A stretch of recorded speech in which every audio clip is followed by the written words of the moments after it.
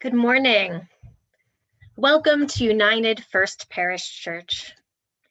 Whoever you are, whomever you love, wherever you are on your journey, we welcome you to this Unitarian Universalist spiritual community.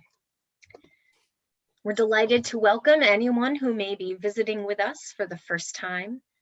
You can learn more about our community by going to our website, www.ufpc.org. I'm the Reverend Rebecca Froom, minister of this congregation.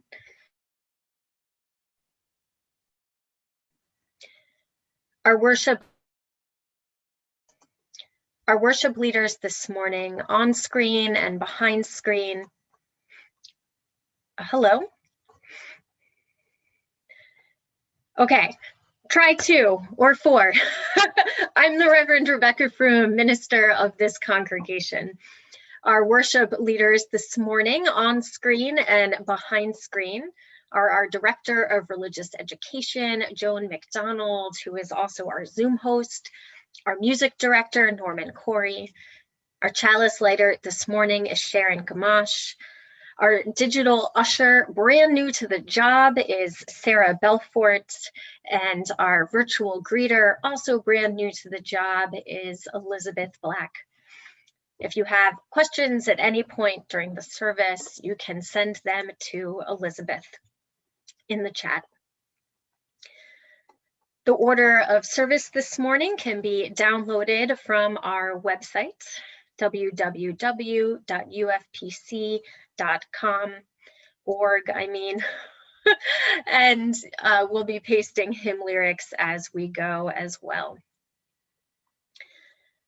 For our online worship services, we invite you to keep your video on if you are comfortable with that, so that we can see each other's beautiful faces when we're in gallery mode, especially during joys and sorrows. Note that we are recording this morning's service to be posted on YouTube at a later date. So if you don't want the chance of your face appearing on YouTube, or you're just having some Zoom fatigue, feel free to turn your camera off. And of course, as every week, we invite folks to stay online after the service for our virtual social hour. And now, as we center ourselves for worship, let's take a deep breath together. Feeling that spirit of life that moves within, between, and beyond us all. And let us open our hearts for worship as we light our chalice, symbol of the Unitarian Universalist faith. If you have a chalice or a candle nearby, go ahead and kindle your flame as Sharon reads our chalice lighting. The chalice lighting today reading are stanzas from Born This Way, a song by Lady Gaga and Heppy Larson. It doesn't matter if you love him or capital H-I-M, just put your paws up because you were born this way, baby. My mama told me when I was young, we were all born superstars. She rolled my hair and put lipstick on in the glass of her boudoir.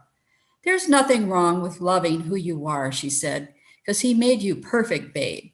So hold your head up, girl, and you'll go far. Listen to me when I say I'm beautiful in my way because God makes no mistakes. I'm the right track, baby. I was born this way. Don't hide yourself in regret.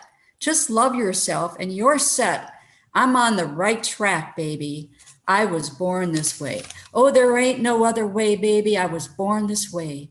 Baby, I was born this way. Oh, there ain't no other way. Baby, I was born this way. I'm on the right track, baby. I was born this way.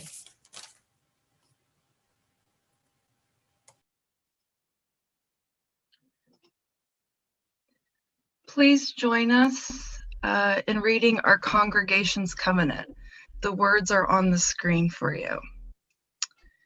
As a free fellowship of this historic church, we unite to lift our hearts and open our minds to a larger reality, to accept, support, and encourage one another, to seek the wisdom in all religions, to cherish and sustain the web of life, and to strive for justice, compassion, and peace.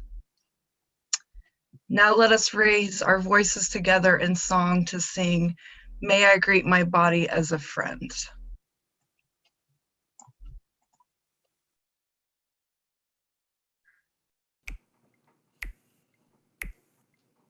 May I greet my body as a friend, love and tend my body as a friend. May I greet my body as a friend, love and tend my body as a friend. May I greet my body as a friend, love and tend my body as a friend. May I greet my body as a friend, love and tend my body as a friend. May I greet my body as a friend, love and tend my body as a friend. May I greet my body as a friend, love and tend my body as a friend. May I greet my body as a friend, love and tend my body as a friend. May I greet my body as a friend, love and tend my body as a friend. May I greet my body as a friend, love and tend my body as a friend. May I greet my body as a friend, love and tend my body as a friend. May I greet my body as a friend, love and tend my body as a friend. May I greet my body as a friend, love and tend my body like a friend.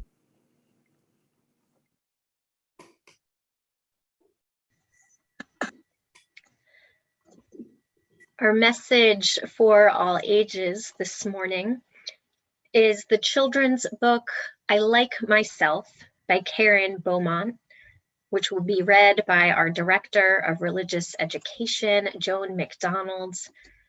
If we have any young folks at home, go ahead and come right up to the screen to see these wonderful pictures.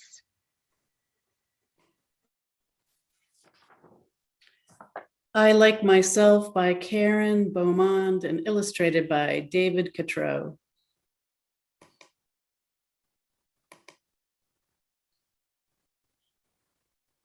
I like myself. I'm glad I'm me. There's no one else I'd rather be. I like my eyes, my ears, my nose. I like my fingers and my toes. I like me wild. I like me tame. I like me different and the same.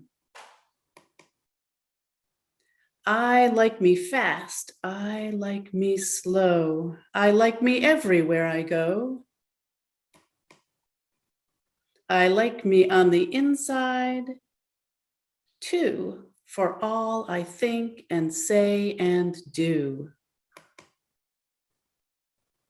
Inside, outside, upside down, from head to toe and all around, I like it all. It all is me, and me is all I want to be. And I don't care in any way what someone else may think or say. I may be called a silly nut or a crazy cuckoo-bid. So what? I'm having too much fun, you see, for anything to bother me. Even when I look a mess, I still don't like me any less, because nothing in this world, you know, can change what's deep inside. And so, no matter if they stop and stare, no person ever anywhere can make me feel that what they see is all there really is to me. I'd still like me with fleas or warts or with a silly snout that snorts. Or knobby knees or hippo hips or purple polka-dotted lips. Or beaver breath or stinky toes or horns protruding through my nose. Or yikes, with spikes all down my spine, or hair that's like a porcupine, I still would be the same, you see. I like myself because I'm me.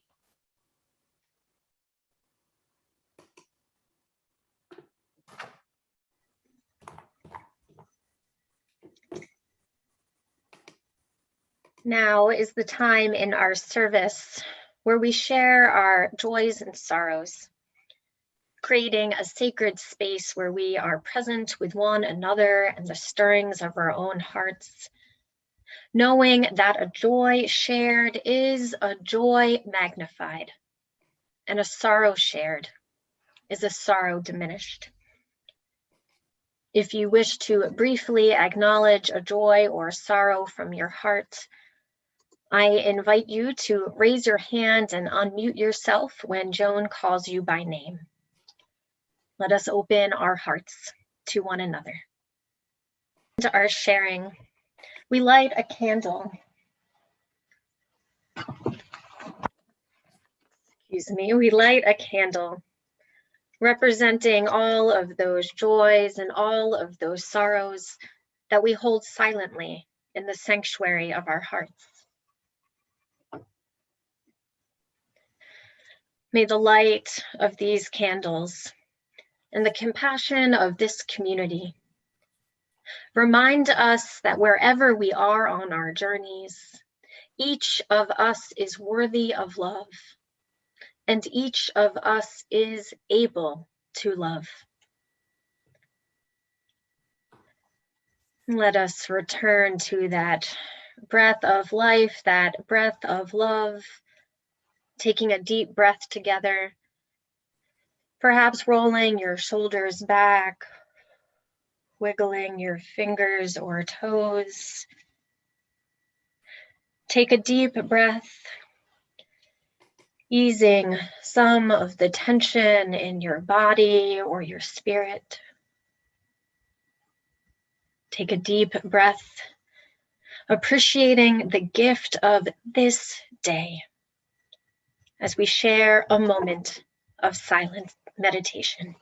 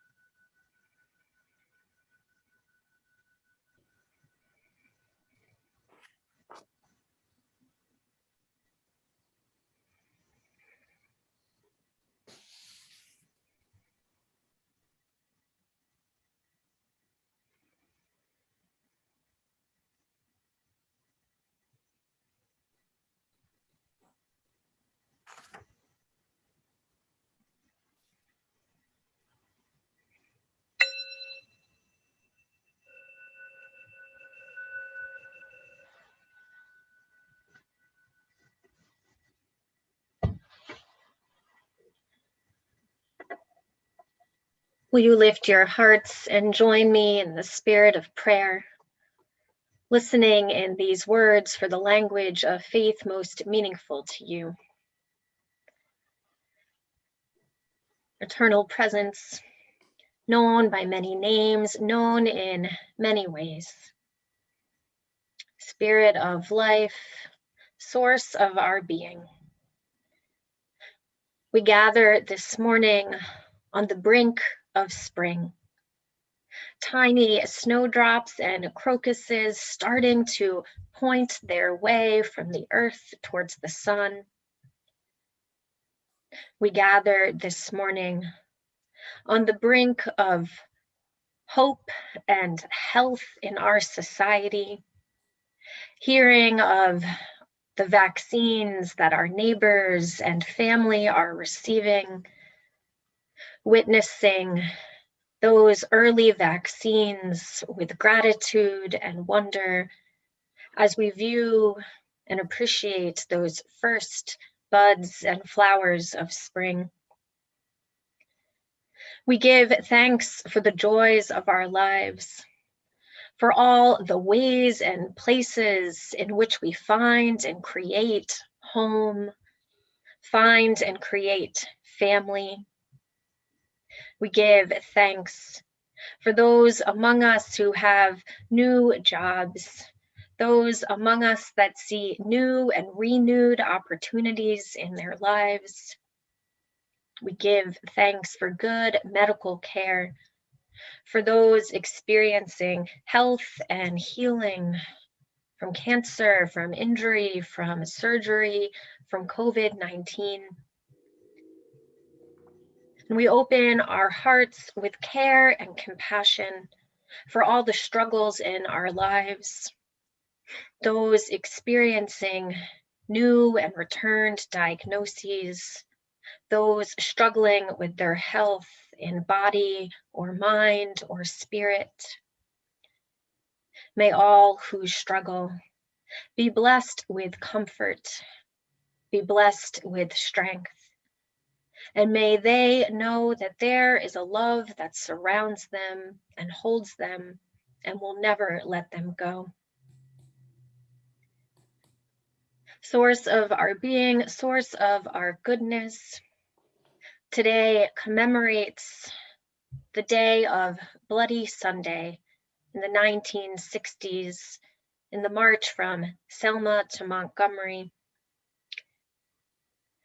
During the Civil Rights Campaign, and we honor the ongoing efforts for racial equality and voting rights, celebrating successes of the past, honoring sacrifices of the past, and looking honestly at the present for what change and transformation is still needed.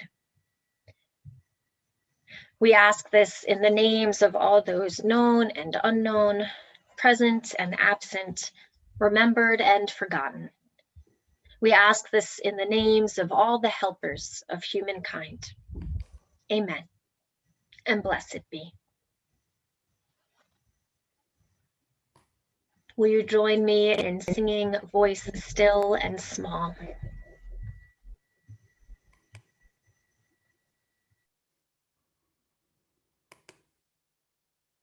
Voice still and small, deep inside all, I hear you call, singing. In storm and rain, sorrow and pain, still will remain, singing. Calming my fears, quenching my tears, through all the years, singing.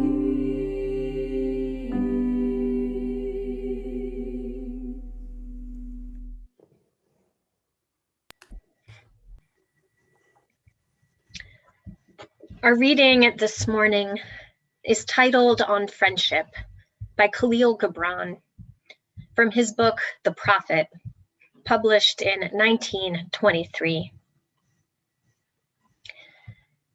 And a youth said, "Speak to us of friendship." And he answered, saying, "Your friend is your needs answered. He is your field which you sow with love and reap with thanksgiving. He is your board and your fireside. For you come to him with your hunger and you seek him for peace. When your friend speaks his mind, you fear not the nay in your mind, nor do you withhold the aye. And when he is silent, your heart ceases not to listen to his heart. For without words, in friendship, all thoughts, all desires, all expectations are born and shared, with joy that is unacclaimed.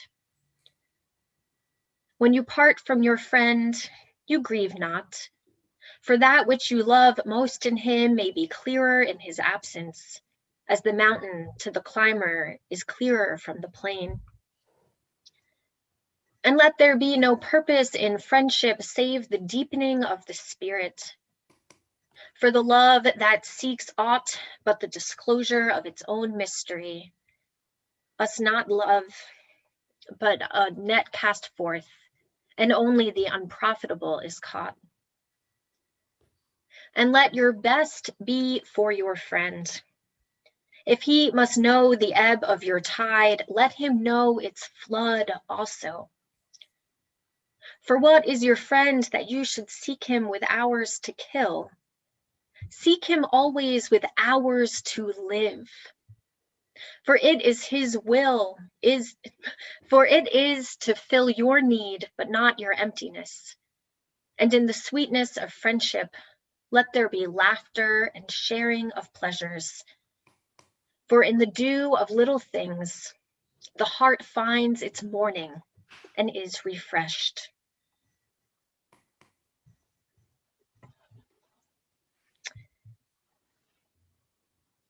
We have a friend who lives in Maine. Her name is Kate. And when we go to visit her at the cooperative farm where she lives with her families in a small intentional community, we talk. We talk while cooking, while doing dishes, while weeding around plants. And she is the most amazing listener. She asks good questions, and I find myself sharing more than I thought I had to share. She finds the good in my experiences, whatever they might be. And in our conversations, I am reminded of my deepest values and the challenges and wonders of trying to embody them.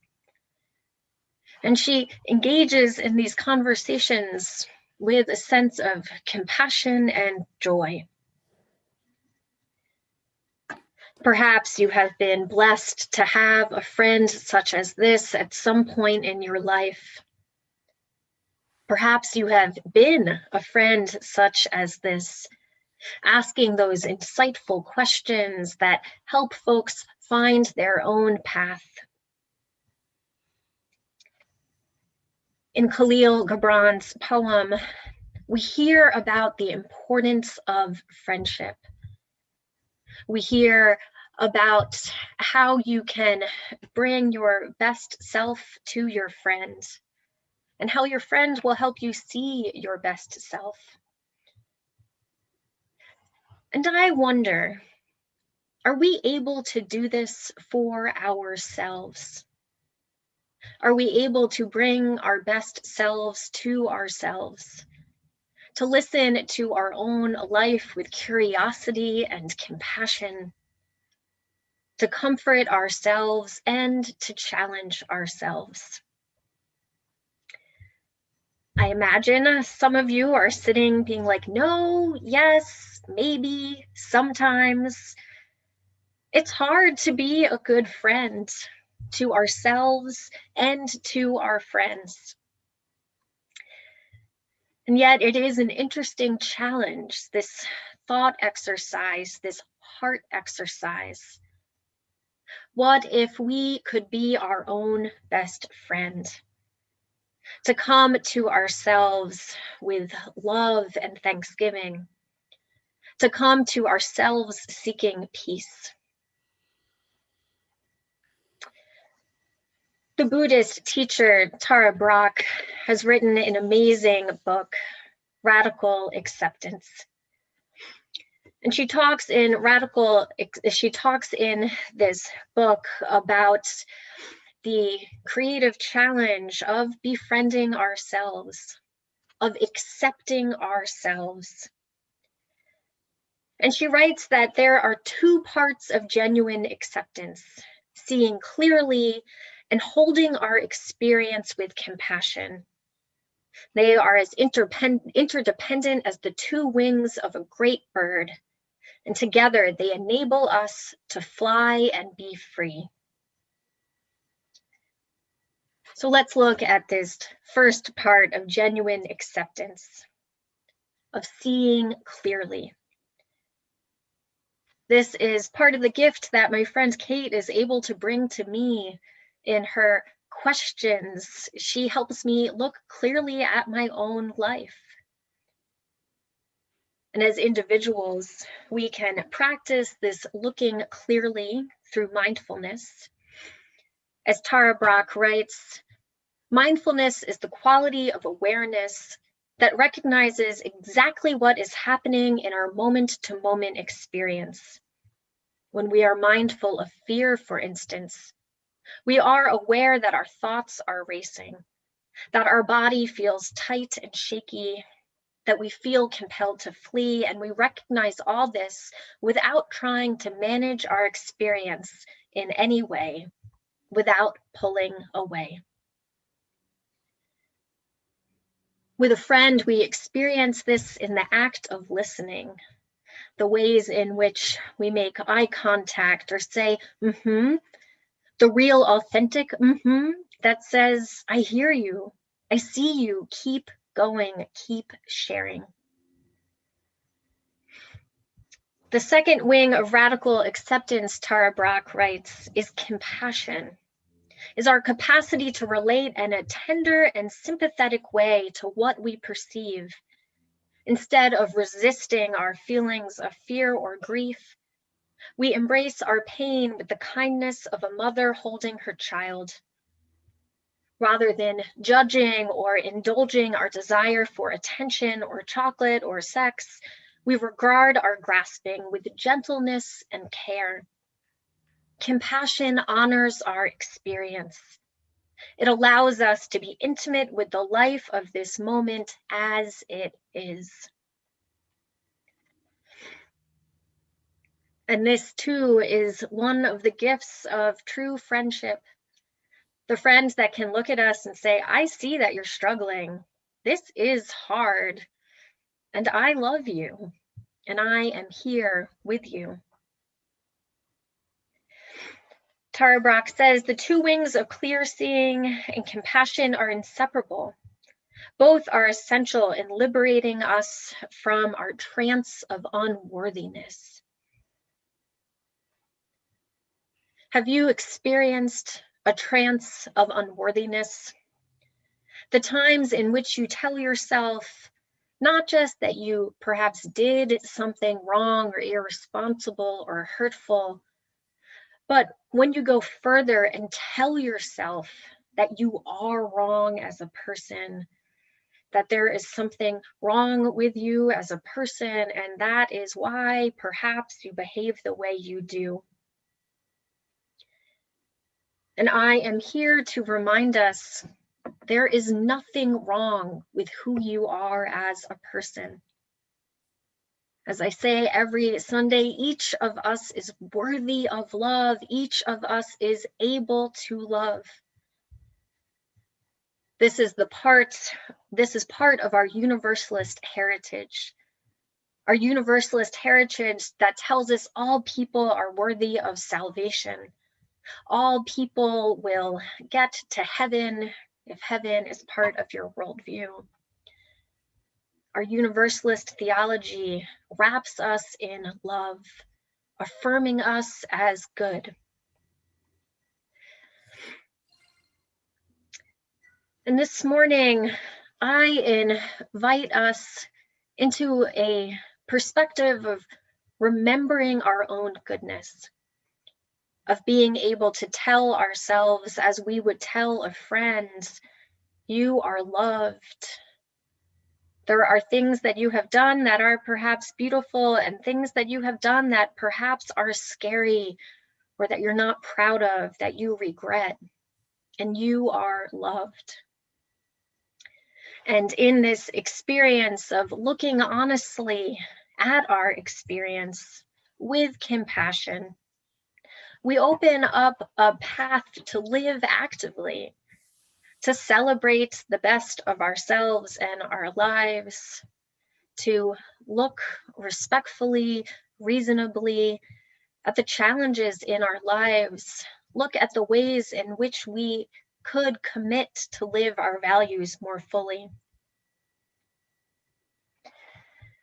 Now, Tara Brach talks about the importance of getting perspective on our lives. And my friend Kate helps me get that perspective with her questions, with her listening.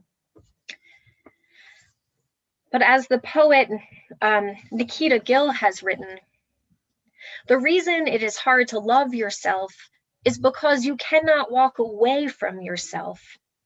You have to sit within your skin through every painful emotion, every second of disgust, and still find pieces of yourself to love through the wreckage. This is why loving yourself is an act of revolution. It is telling yourself you deserve love, even in the places you do not think are worthy of love. This resonated for me. It's hard to love yourself because you cannot walk away from yourself. A friend can bring that outside perspective and then walk away, and then come back and then walk away. And it's hard for us to do that for ourselves. And again, this is where the tool of meditation, or another way of resting our spirit, of calming our minds, those tools of meditation can help us take the distance to look at ourselves clearly. Now, the theme for the month at our congregation and other congregations using Soul Matters is commitment. We talk a lot about our Unitarian Universalist values that call us to commit to works for justice. And here at the beginning of the month, I invite us to commit to ourselves. Yes, this is to some extent a sermon about self-care, about taking time off and being good to your body, about reminding yourself that you like yourself, reminding yourself that it's possible to like yourself. But as we reflect this morning, I want our service to be a little bit more than thinking about the importance of taking a shower every day and eating your vegetables and treating yourself to those small moments of escape each day and the periodic vacation. Yes, that is all important.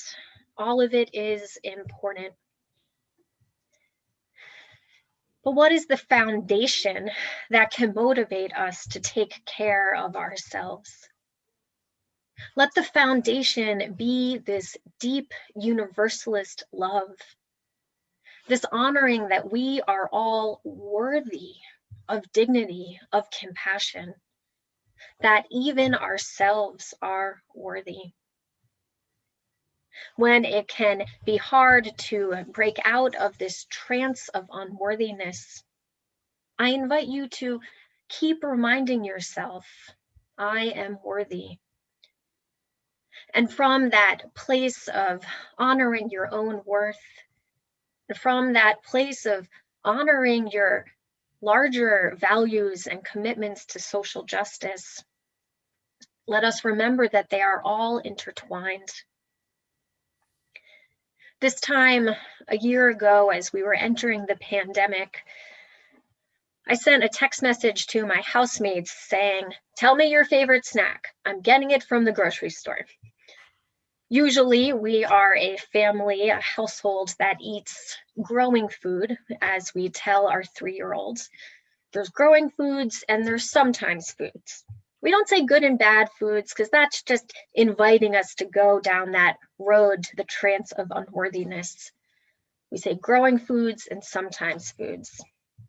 And this time a year ago, as life as we knew it was unraveling, it was time for everyone to have their sometimes food for that comfort.